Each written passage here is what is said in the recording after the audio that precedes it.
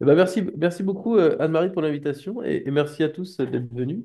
Voilà, comme Anne-Marie l'a dit, je suis Rémi Thieblemont, je travaille au Bergem en binôme hein, presque avec Gonéry Le Causanet. Et donc on nous a demandé, c'est les gens qui travaillent avec le ministère, donc ça change toujours hein, les acronymes, mais de l'environnement et en fait, de construire les nouvelles trajectoires pour la hausse du niveau de la mer pour une France à plus 4 degrés et donc un monde à plus 3 degrés. Et donc, nous, on a fait la partie niveau marin moyen et Météo France a fait la partie impact, température, précipitation. Et en fait, c'est pas tout à fait la même, ça fonctionne pas tout à fait de la même manière. Ça, je vais. Donc, si on regarde en fait l'évolution un peu au cours des 20 000 dernières années du niveau marin, on sait qu'il y a eu une très grande déglaciation il y a 20 000 ans, et donc qui a entraîné une très forte hausse du niveau marin, donc ça qu'on connaît bien. Et depuis en fait environ 6 000 ans, ce qu'on voit, c'est que bah, le niveau marin il est plus ou moins stable. Alors il y a des petites variations, si on zoome, on voit que voilà, il y a des oscillations, c'est normal, c'est la variabilité naturelle du climat que l'on observe là, mais en aucun cas c'est aussi fort que ce qui s'est passé avant. Et le gros problème qu'il y a, c'est qu'on voit vers la fin, à partir de l'ère pré-industrielle, donc c'est au bout du graphe ici, il y a une forte accélération, avec assez peu d'incertitude en fait sur cette augmentation. Et donc c'est sur ça on s'attend à avoir une forte élévation du niveau marin. Et donc là, c'est les projections anthropocènes, avec une accélération qui est forte et qui est soudaine. Donc, si on regarde maintenant, si on zoome sur le XXe siècle, donc là, donc là, on a des enregistrements vraiment à partir des marégraphes, en fait, on peut reconstruire le niveau marin global depuis le début des années 1900, même avant. Et avec l'altimétrie, depuis les années 1990, là, on a vraiment on peut faire une mesure globale de l'élévation du niveau de la mer. Et donc là, ici, ce que vous avez, c'est différentes reconstructions donc la première que je montre ici, c'est Church and White 2011, qui est assez ancienne, et celles qui ont suivi après, on voit qu'il y a quand même un bon accord hein, sur les reconstructions du nouveau marin global. Peut-être que Church and White, c'est celle qui a qui a le plus de différences avec les autres, mais les dernières, notamment la toute dernière de Dagendorf 2024, est en très bon accord avec les autres, quoi. Et donc ce qu'on voit, c'est qu'il y a une élévation du niveau marin de 20 centimètres entre 1900 et nos jours.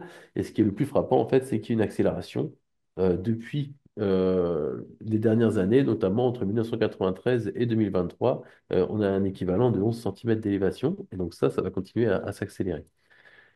Et donc, on pourrait plus se demander si ça avait été prédit, en fait.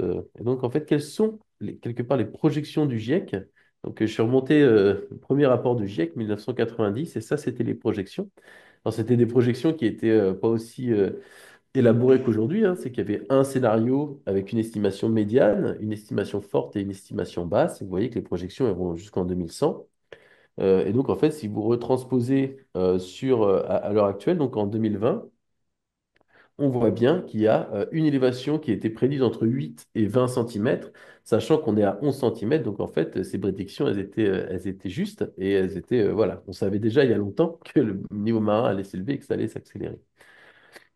Euh, mais le problème du niveau marin, en fait, c'est pas une question. Enfin, je vous montrais le niveau marin global, mais c'est que c'est un problème qui est très régionalisé. Et donc là, vous avez toujours entre 1993 et 2023 les tendances d'évolution, d'élévation du niveau marin absolu, mais régionalisé, donc mesuré par satellite. Donc, ce qu'on voit, en fait, c'est que il y a des tendances régionales qui varient très fortement. Vous avez même des endroits, en fait, où le niveau marin, il baisse, notamment ici, dans cette région de l'océan du Sud. Vous avez une baisse du niveau marin.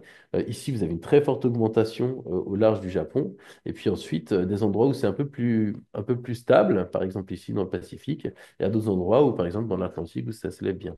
Et donc, en fait, comme on veut s'adapter à l'élévation du niveau de la mer, il faut s'adapter. Ce qu'on voit ici, c'est vraiment un niveau marin qui est régionalisé. Et finalement, prendre une valeur globale, c'est pas forcément la bonne valeur pour s'adapter. Ce qu'il faut vraiment, c'est voir ce qui se passe à nos côtes. Euh, et donc les dernières projections de la R6, donc là ce que vous avez c'est les séries temporelles, donc là c'est les observations jusque vers 2020, donc l'élévation de 20 centimètres. Et qu'est-ce qui nous attend en fait pour les 100 années à venir? Et donc ça c'est en fonction des scénarios SSP. Voilà. Vous avez différentes valeurs. Donc, les scénarios très conservateurs, SSP 1, 2.6, qui est presque en accord avec les accords de Paris. Vous attendez à une élévation qui est de l'ordre de 50 cm à l'horizon 2100 par rapport à la période de référence qui ici est 1995-2014, mais avec en fait une élévation qui continue après au cours du 22e siècle. Mais ça, quelque part, c'est la valeur la plus conservatrice et la plus faible. Mais si on a un scénario plutôt intermédiaire, en fait, qui est le scénario qu'on suit actuellement, plus ou moins, qui serait le SSP 3.7.0, là, vous avez plutôt une élévation de l'ordre de 80 cm et qui se poursuit et qui s'accélère toujours après 2100. En fait, ce que vous voyez ici, c'est que selon les scénarios, et même à l'intérieur de ces scénarios, il y a des incertitudes qui sont énormes.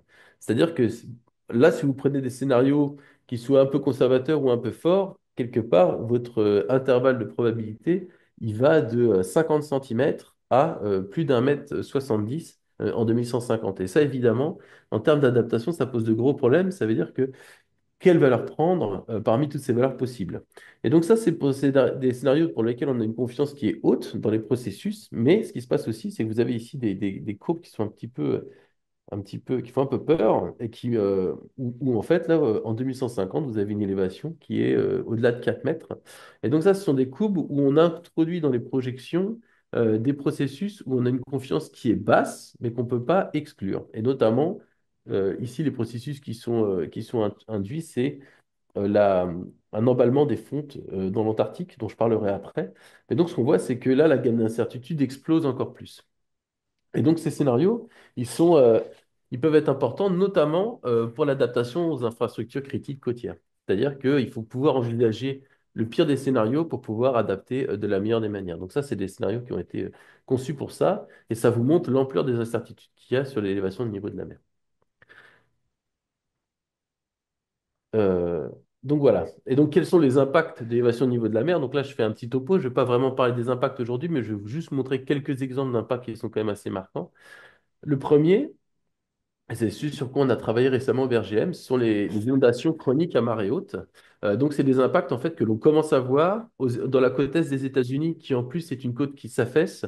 On a de plus en plus à marée haute des inondations, mais par temps calme. C'est-à-dire qu'il n'y a pas d'événements tempétueux, il n'y a pas d'événements extrêmes, mais il y a quand même l'eau qui rentre et qui inonde des endroits qui sont en zone basse. En fait, ça, c'est dû purement à l'élévation du niveau de la mer relative.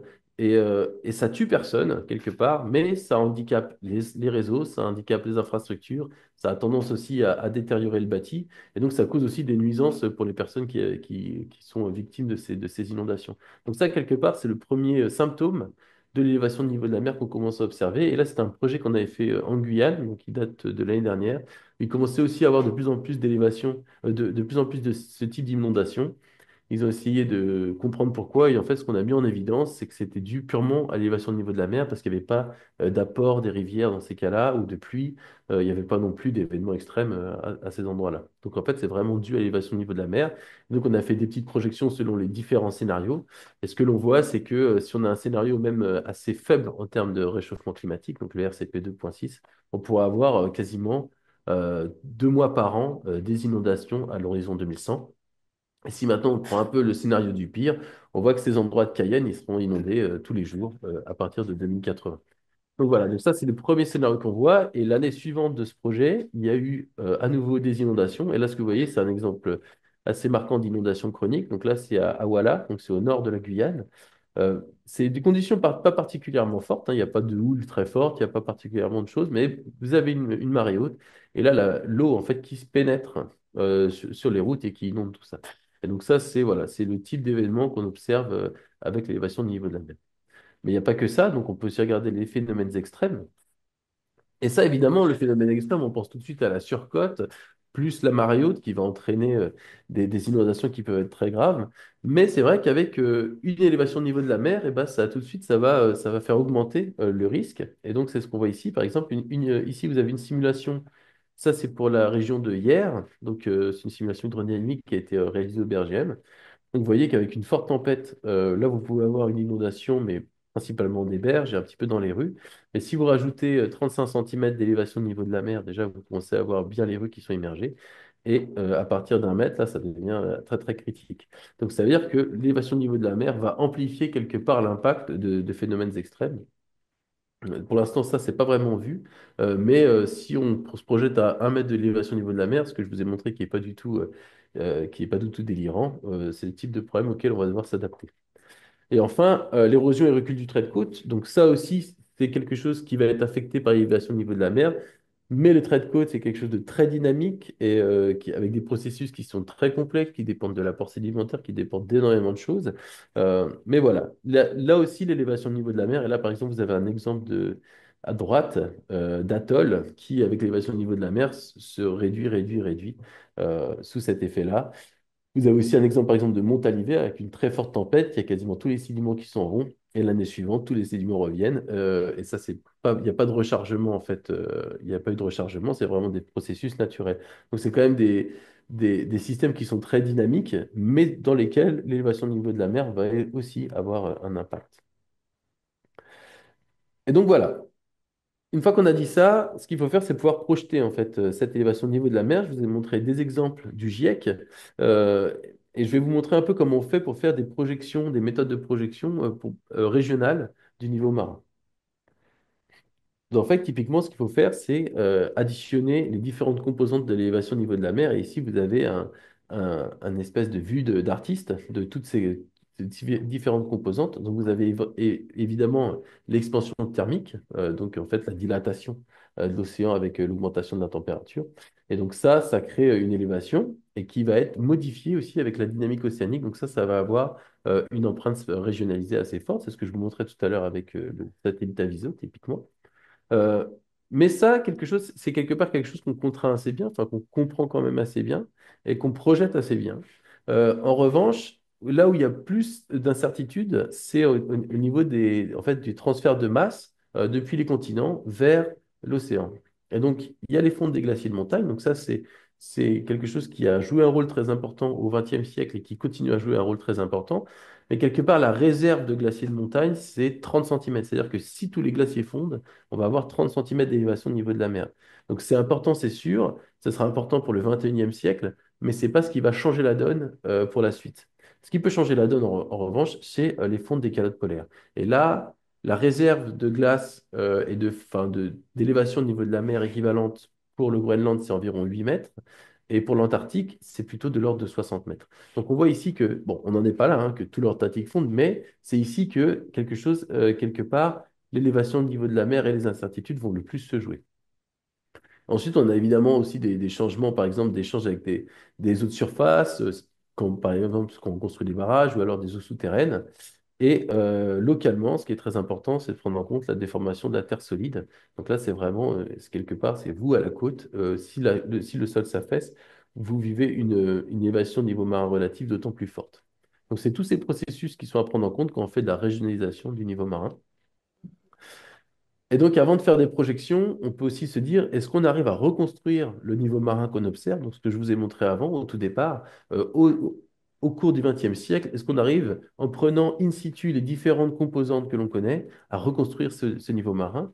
Donc l'équation, elle est assez simple, hein. C'est vous prenez l'expansion thermique plus la composante des glaciers, plus la composante Groenland, plus Antarctique et les eaux continentales. Et si vous additionnez tout ça, est-ce que vous arrivez à reproduire le niveau marin observé?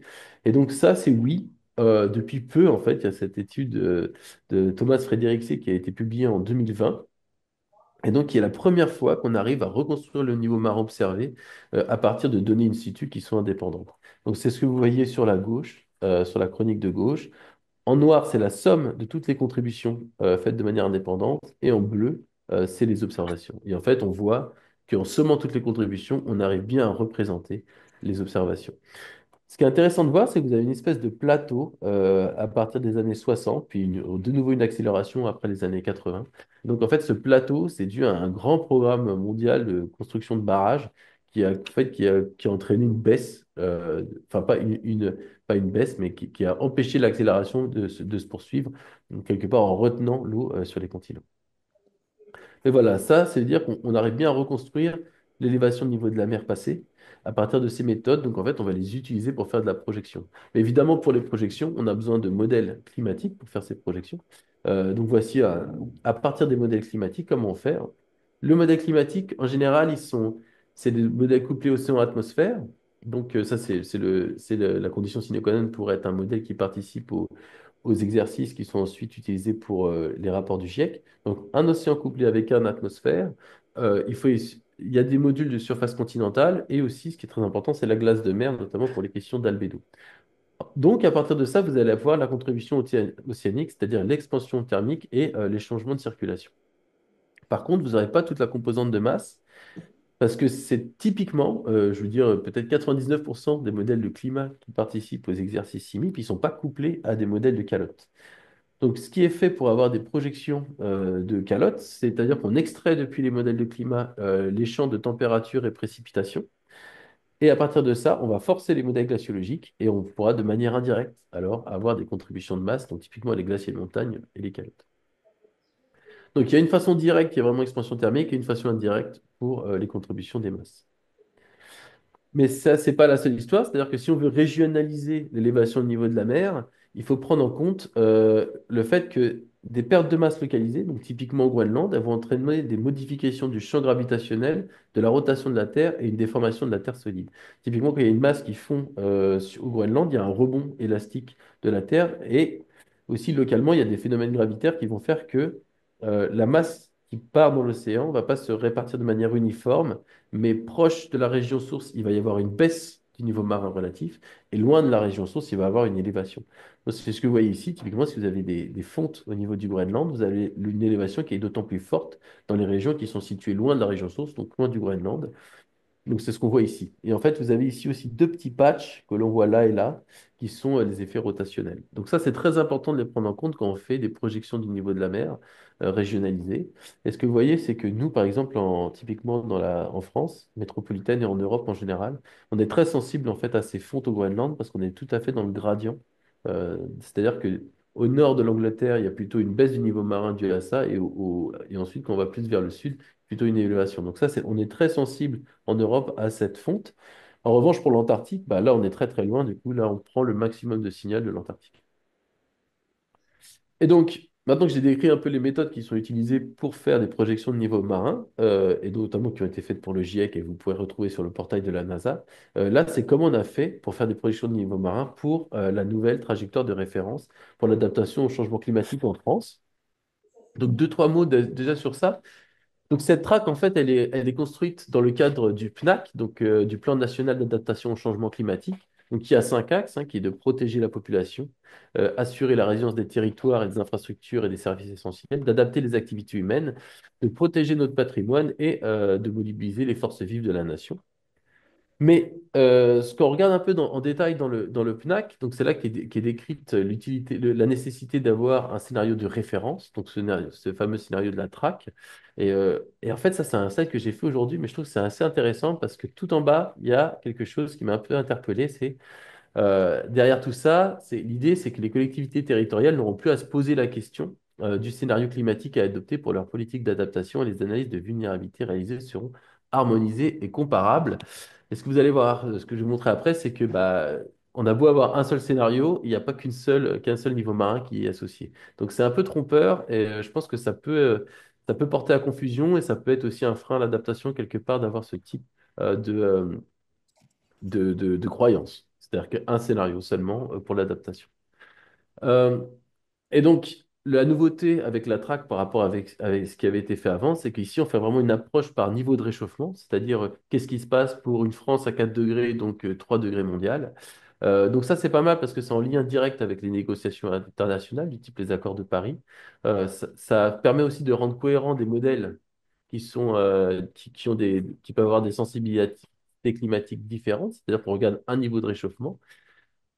Mais par contre, ça demande de la vigilance, et notamment pour la construction, nous, en termes de projection de niveau marin, ça demande de la vigilance parce que pour une large gamme d'impact, comme les vagues de chaleur, les sécheresses, quelque part, la trajectoire ne compte pas dans le résultat. C'est-à-dire qu'à partir du moment où votre modèle il a atteint 3 degrés, vous pouvez quasiment le figer et ensuite en tirer tous les indicateurs, notamment sur les sécheresses et les vagues de chaleur.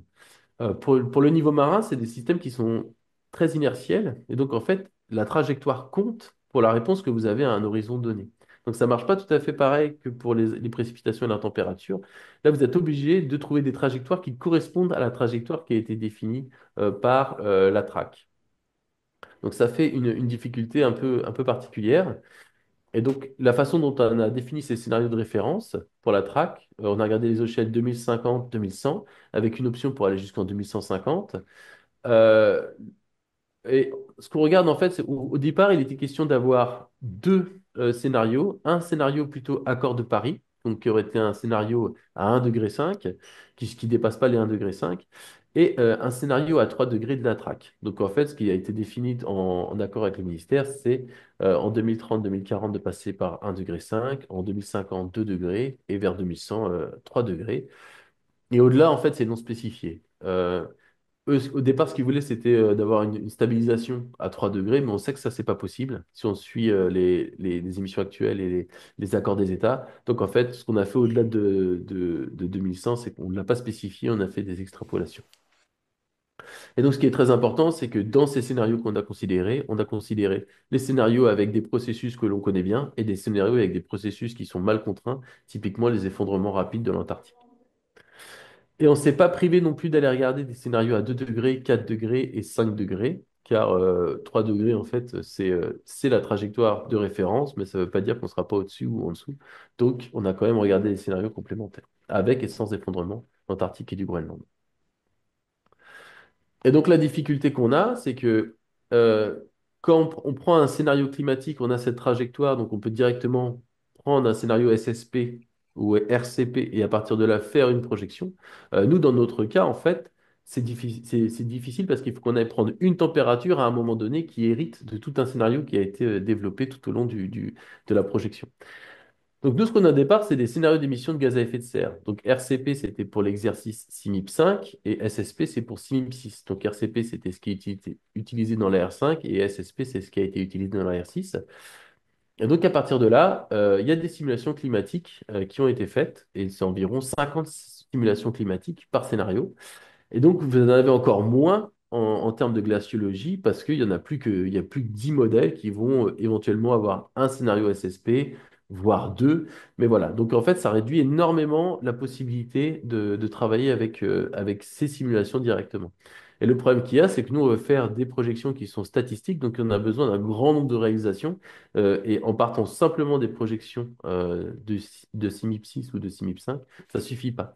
Et donc, en fait, ce qu'a fait le GIEC, c'est d'utiliser, de construire des émulateurs, en fait, quelque part, d'interpoler dans tous ces scénarios pour avoir un nombre de réalisations beaucoup plus importante. Et donc là, typiquement, par scénario SSP ou RCP, par émulateur, plutôt qu'avoir une dizaine ou voire une cinquantaine de réalisations, on a plutôt 1000 réalisations. Et donc, en fait, l'idée, c'est parmi toutes ces réalisations qui vont être faites, nous, pour faire des projections au niveau de la mer, on va aller choisir des trajectoires qui sont consistants, qui sont cohérentes avec ce qui est décrit par la traque, et à partir de là, construire des projections du niveau de la mer, les régionaliser. Et donc, on va faire ça pour toutes les trajectoires, en fait, on va aller sélectionner toutes les trajectoires qui sont cohérentes avec celles qui ont été définies par la traque grâce à ces émulateurs. Donc un exemple pour être un peu plus concret. Ici, vous avez par exemple un émulateur pour la composante des glaciers, donc seulement la composante des glaciers. C'est ni le Groenland, ni l'Antarctique, ni l'expansion thermique. Et donc là, vous avez des résultats de tous les émulateurs possibles pour toutes les températures possibles. Et donc là, il y a 5000 réalisations. Et dans ces 5000 réalisations, nous, ce qui nous intéressait, c'est d'avoir la traque à 3 degrés qui passe par 2 degrés en 2050. Et donc, vous avez ici les réalisations qu'on a prises pour faire nos projections glaciaires. Et donc, si vous transposez ça ensuite en termes de fonte des glaciers, vous avez ici une élévation du niveau de la mer pour les différentes réalisations qui va jusqu'à environ autour de 10 centimètres en valeur médiane à l'horizon 2100 pour toutes ces réalisations que vous avez à gauche.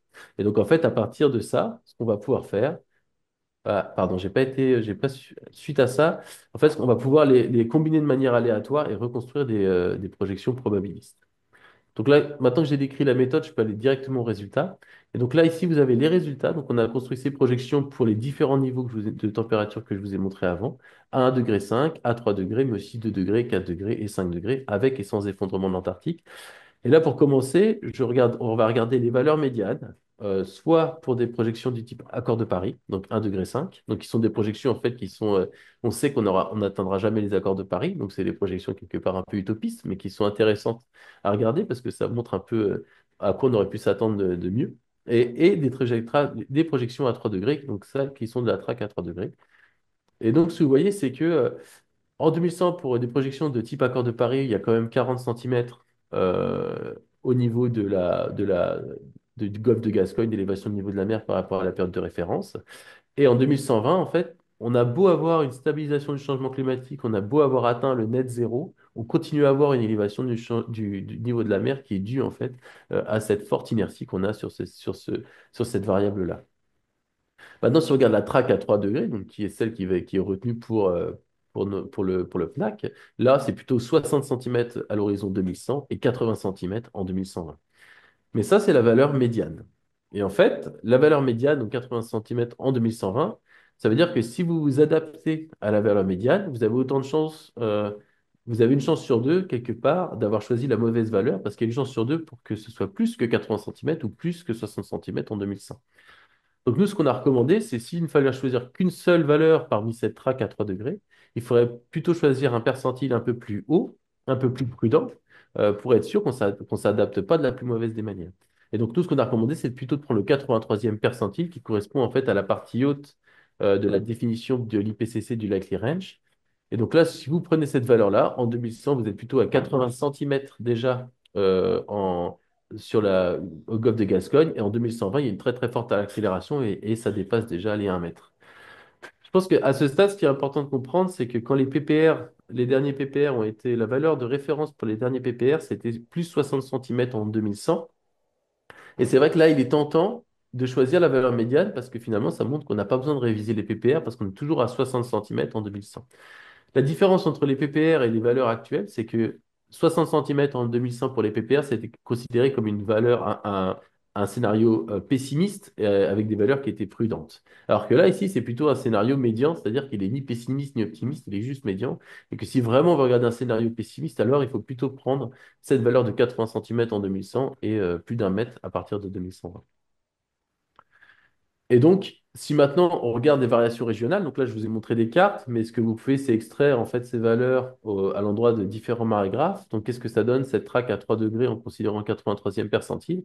Ben, on voit que voilà, c'est important. Il y a quand même des variations régionales qui peuvent être importantes, de l'ordre d'une vingtaine de centimètres de différence selon les différents endroits à l'horizon 2100. Et donc, typiquement, à Pointe-à-Pitre, vous avez une élévation qui est projetée, qui est plus forte qu'à La Rochelle, de l'ordre d'une quinzaine de centimètres. Et que c'est intéressant de voir, c'est qu'en 2120, par exemple, vous avez une élévation qui est plus forte à Pointe-à-Pitre qu'à La Rochelle, alors qu'en 2050, c'est plutôt à La Rochelle que c'est plus fort par rapport à Pointe-à-Pitre. Donc ça, c'est vraiment l'effet de la régionalisation et différents processus qui rentrent en jeu dans l'élévation régionale. Donc ça, c'est la valeur quelque part un peu de référence qu'on voudrait donner pour la traque.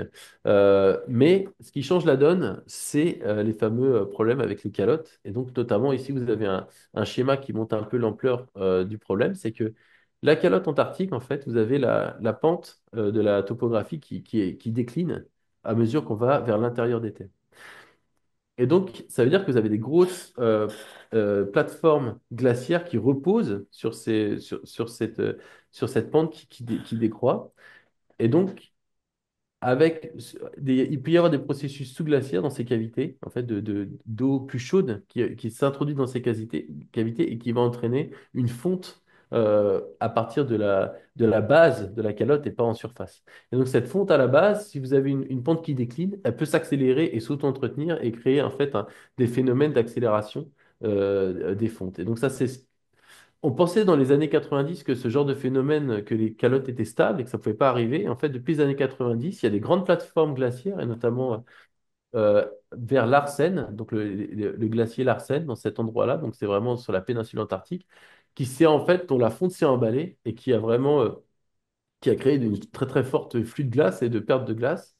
Et donc ça, c'est des phénomènes qu'on a commencé à observer récemment et on se dit que ben, il n'y a pas de raison que d'autres plateformes bien plus grandes, comme ici vers le Thwaites, donc qui est appelé en fait le glacier de l'Apocalypse, si ça arrivait, il pourrait y avoir une très très forte accélération. Ça pourrait être des processus qui pourraient être très rapides d'élévation du niveau marin, qui pour l'instant en fait On sait que ça peut exister, mais on ne sait pas quelles sont les conditions pour que cela arrive et comment, quel est le point de bascule en fait pour arriver là. Donc ça, c'est des thèmes qui sont de recherche, mais qui montrent bien que, il y a des incertitudes qui sont fortes et qu'on ne peut pas les ignorer si on veut faire des projections du niveau marin. Et donc vous avez un deuxième processus qui est lui encore pire quelque part, c'est une déstabilisation cette fois-ci des falaises de glace. Donc là, avec un flux très très important et une perte de masse très importante de l'Antarctique, mais ce processus-là, pour l'instant, c'est une théorie, c'est-à-dire qu'on pense que c'est possible, mais ça n'a jamais été observé. Il y a des enregistrements paléo qui pourraient suggérer qu'un tel processus pourrait arriver, mais pour l'instant, on n'est pas sûr que ça puisse exister. Donc en fait, on ne peut pas non plus l'exclure si on pense au scénario le plus pessimiste possible. Et donc, une fois qu'on a dit ça, qu'est-ce qui se passe justement si on prend ces processus en compte? Euh, donc, on a regardé à 3 degrés. À 3 degrés, ça ne fait pas une grande différence, en fait, à l'horizon 2120. En revanche, à 5 degrés, vous avez ici les résultats de avec ou sans ces processus. Donc, nos Mickey, c'est sans ces processus, et avec Mickey, enfin, Mickey, c'est avec ces processus. Et ce qu'on voit, c'est qu'en 2100, donc là, vous êtes toujours autour de 1 mètre déjà, donc c'est plus qu'à 3 degrés, les 80 centimètres. Mais après, si vous considérez le Mickey, donc ces processus d'emballement, là, c'est déjà 1,20 m. Et en 2120, il y a une très très forte accélération. Vous avez quasiment un doublement de l'élévation du niveau de la mer en 20 ans.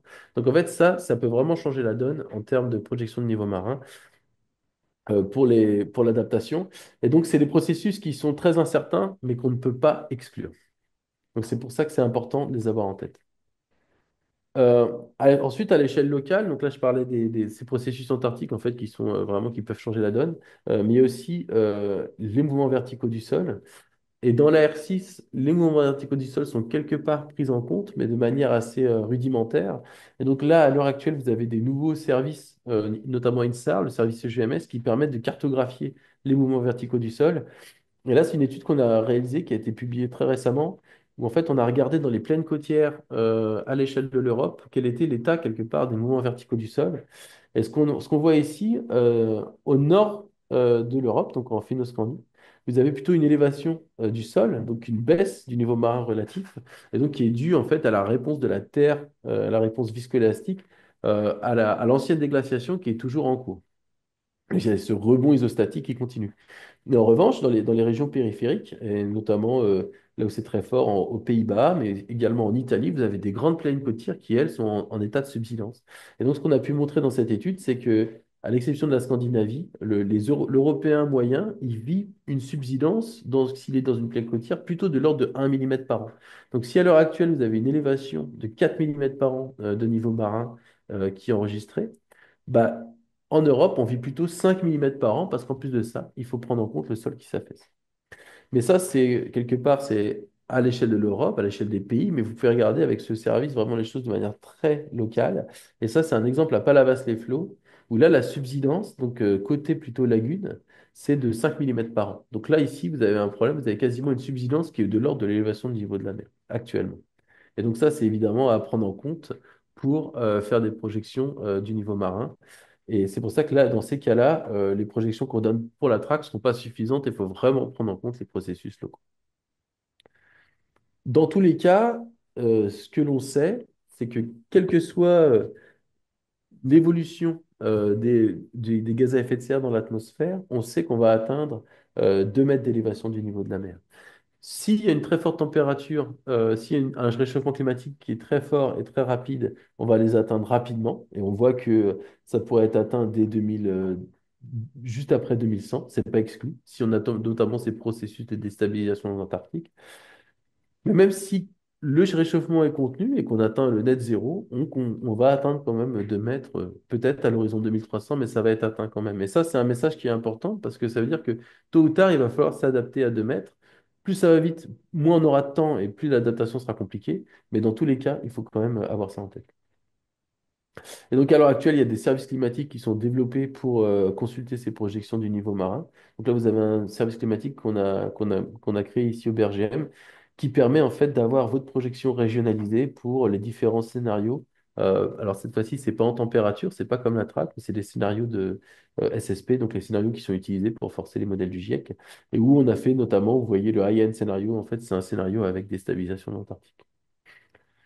Donc en conclusion, on sait que, bon, on voit que le niveau de la mer global il s'est élevé d'une vingtaine de centimètres depuis le début du XXe siècle.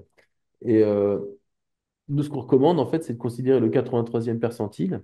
Et ça prévoit une élévation de l'ordre de 80 centimètres en 2100 et plus d'un mètre à partir de 2120, avec des variations régionales de l'ordre de 20 centimètres. S'il y a un effet d'emballement des fonds de calotte qui émerge à partir de la fin du XXIe siècle, ça va augmenter encore plus l'accélération de l'élévation du niveau de la mer, notamment si le réchauffement global est fort. Donc 3 degrés, on ne voit pas exactement l'effet, mais à 3 degrés et plus, on commence à avoir un effet qui est très important, notamment à 5 degrés, c'est ce qu'on a montré. Et enfin, pour vraiment faire des projections qui soient rigoureuses, on ne peut pas se contenter juste des projections régionales, mais il faut aussi regarder ce qui se passe localement, que ce soit en termes d'hydrodynamique côtière, mais aussi en termes de mouvement du sol, qui peuvent amplifier localement ce qui pourrait avoir été projeté par la traque. Voilà, je vous remercie de votre attention. Merci beaucoup, Rémi.